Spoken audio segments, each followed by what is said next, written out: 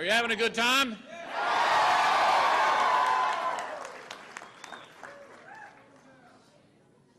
On a night like tonight, you're grateful above all else. And for me, that gratitude starts with the people of Kentucky. They've put their trust and confidence in me for a long time, and I want to thank them tonight. I work hard to bring your concerns to Washington, and I will not let up.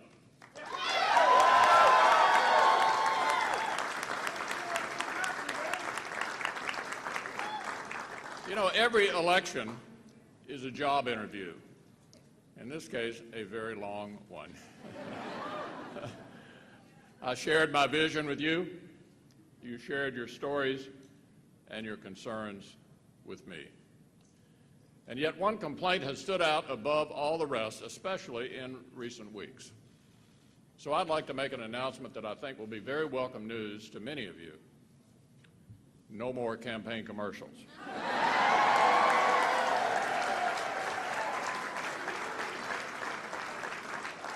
The TV executives may not like it, but enough is enough, right?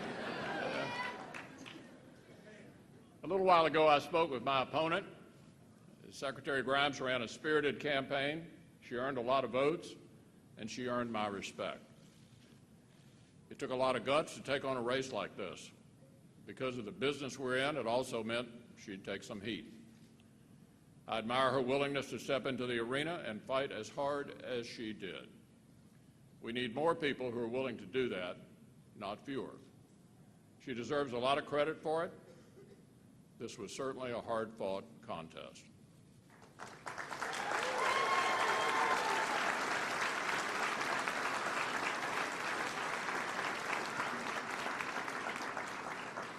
And I've been so proud to have my wife beside me every step of the way.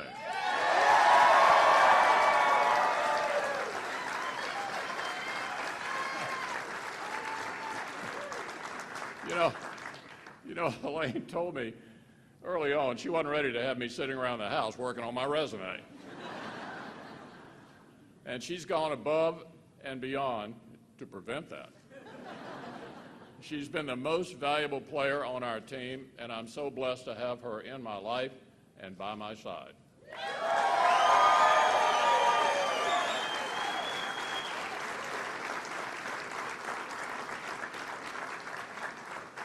And to my campaign manager, Josh Holmes,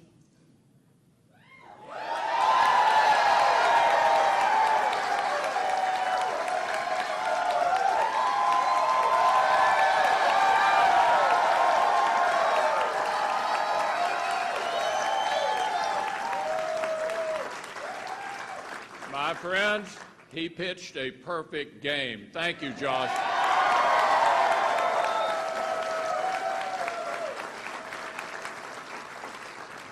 Of course, there's so many others I could thank. They know who they are. Thank you, every one of you, for giving so much of yourselves to this race.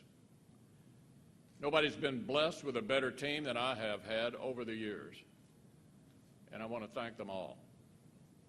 My thoughts also turn back tonight to two other people who aren't here, but to whom I owe a great deal.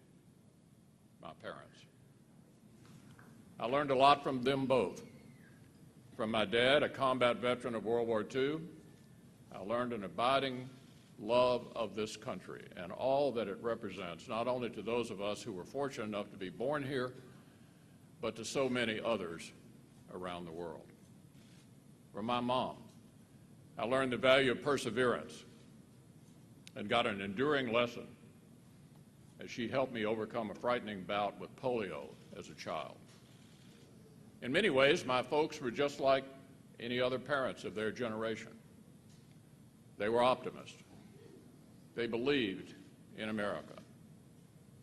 Without a trace of cynicism, they transmitted the central promise of this country on to me, the promise that every generation will leave the next one a little better off than the one before.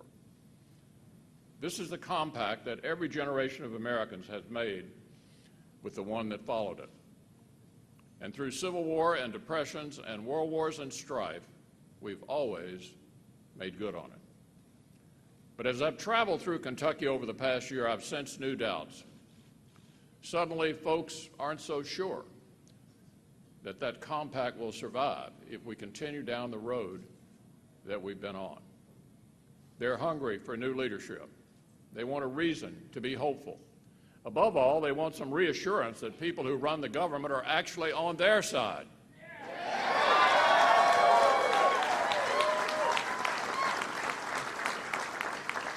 So tonight, I pledge you this. Whether you're a coal miner in eastern Kentucky who can't find work, or a mom in Paducah who doesn't understand why the government just took away her family's health insurance, I've heard your concerns. I've made them my own. You will be heard in Washington.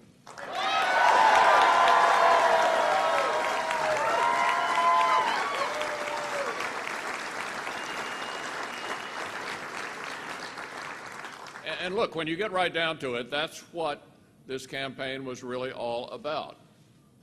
It wasn't about me or my opponent. It was about a government that people no longer trust to carry out its most basic duties, to keep them safe, to protect the border, to provide dignified and quality care for our veterans. A government that can't be trusted to do the basic things because it's too busy focusing on things it shouldn't be focused on at all.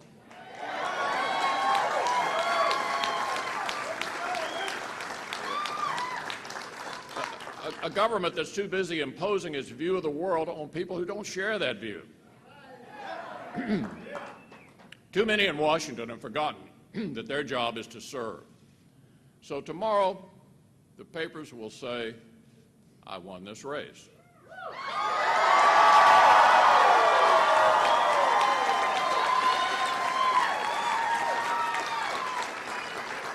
But the truth is, tonight we begin another one that's far more important than mine. And that's the race to turn this country around.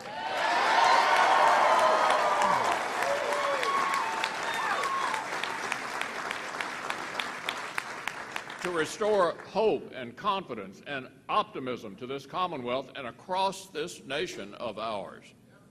Some things don't change after tonight. I don't expect the President to wake up tomorrow and view the world any differently than he did when he woke up this morning. He knows I won't either.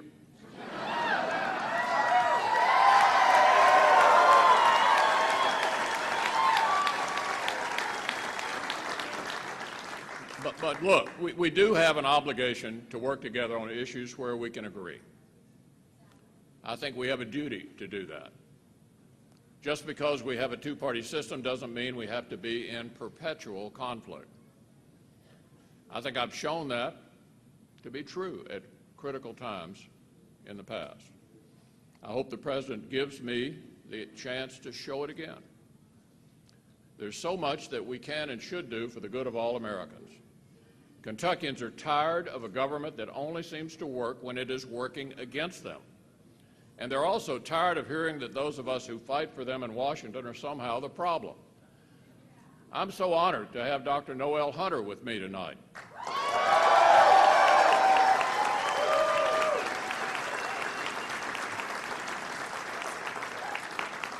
You've all gotten an opportunity to get to know her. What an extraordinary woman. Dr. Hunter was determined to get her daughter back. Against all odds, she did it. She did it. And when all was said and done, she achieved something else that a lot of people said was even more remarkable. She made me seem more warm and cuddly.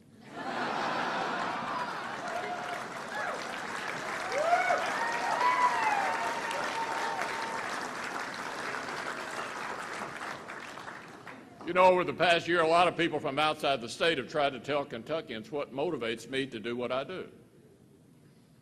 I'll let them have their say. But here's the truth. To anyone who says nothing ever gets done in Washington, here's my 5-word answer. Tell that to Noel Hunter.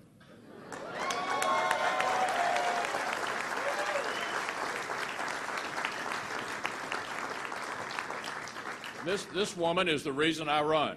She's the reason I do what I do in Washington. We can make a difference, and we do every single day.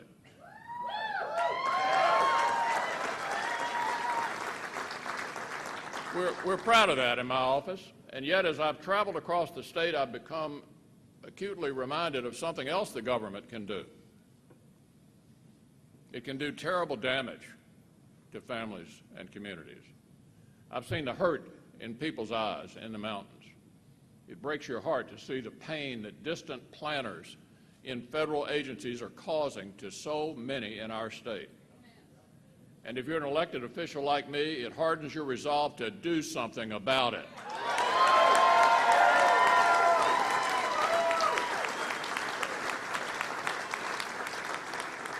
For too long, this administration has tried to tell the American people what's good for them and then blame somebody else when their policies didn't work out. Tonight, Kentucky rejected that approach.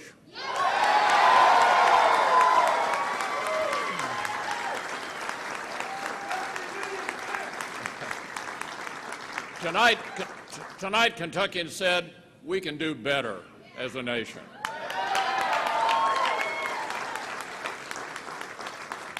Tonight, they said, we can have real change in Washington, real change.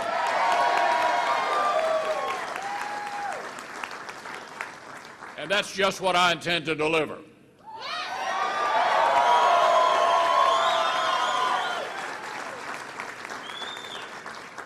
So, friends, tonight turns a corner, and the future I see is a bright one. Americans have seen that what the current crowd in Washington is offering is making us weaker both at home and abroad. They have had enough.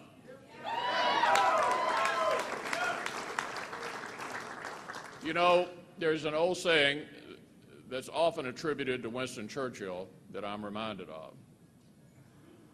Here's what he said about us, about Americans. He said, you know, the Americans, they always do the right thing after they've tried everything else first. Friends, this experiment in big government has lasted long enough.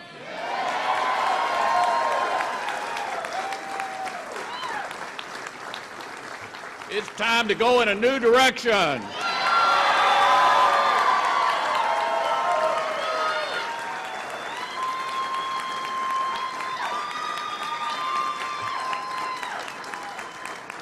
It's time to turn this country around.